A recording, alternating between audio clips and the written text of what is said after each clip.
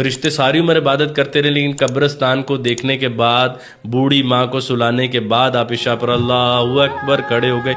یہ زیادہ بڑا کام ہے یار، کوئی نہیں. رسول کریم صلی اللہ علیہ وآلہ وسلم اللہ عز و جل کے آمنے سامنے موجود ہیں، لیکن اپنے کپڑوں کے اوپر خدائی کی کوئی داغ نہیں آنے دیا.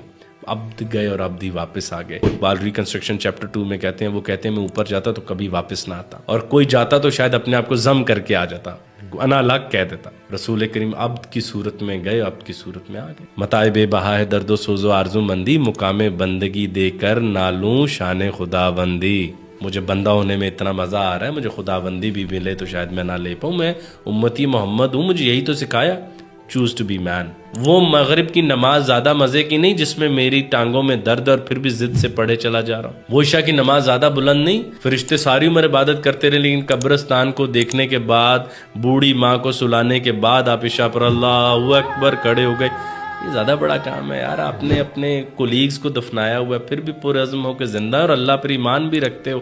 کہ کوئی نہیں، قصوروار غریب الدیار ہوں، لیکن تیرا خرابہ فرشتے نہ کر سکے. اب یہ جو خراب سی کائنات ہے، انٹروپک کائنات ہے، کجرو اقبال نے اس کو کہا، خسارے والی ان الانسان انسان بھی اور کائنات بھی. اقبال نے کہا کہ یار یہ ہم نے ہی بسا کے دکھائی. مقام شوق تیرے قدسیوں کے بس کا نہیں. اقبال جی، یہ فرشتوں سے ہونا نہیں تھا، بہت مشکل کام ہے. یہ فرشتوں سے پوچھا جائے ماں کو آئی سی یو میں بھیج کے کبھی اثر کی اذان کا جواب دیا؟ ہاں، تو ہم نے کیا، اور مشکل کام ہے، بہت مشکل کام ہے. اور وہ جو ابلیس کے بارے میں آپ نے کہا، اقبال نے کہا وہ خواجہ اہل فراق ہے، اور اس کی مجبوری دیکھو کہ اس کے پاس کوئی بھی ساتھی نہیں ہے جو اس کا پیغام لے کر آگے جائے.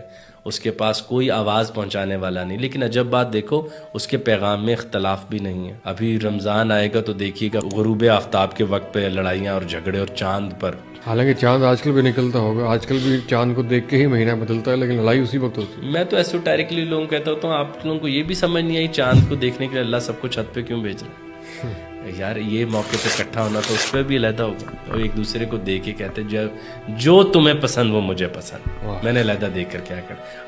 اور چاند وڈا ہے یا نبی دا امتی وڈا ہے؟ عروج آدم خاکی سے انجم سہمے جاتے ہیں، ٹوٹا ہوا تارا میں کاملہ بن جائے. وہ چاند کے اوپر آپس میں لڑ پڑے ہو یار. آؤ، افضل تم ہو، تمہیں جو سجدہ نہیں کرتا وہ ابلیس کرتا، تجھے چاندتے لڑ پے آپس میں. وہ جو احمد جاوید صاحب فرماتے ہیں نا، انہوں نے دین سے قوانین اخذ کیے، دین اخذ نہیں کیا.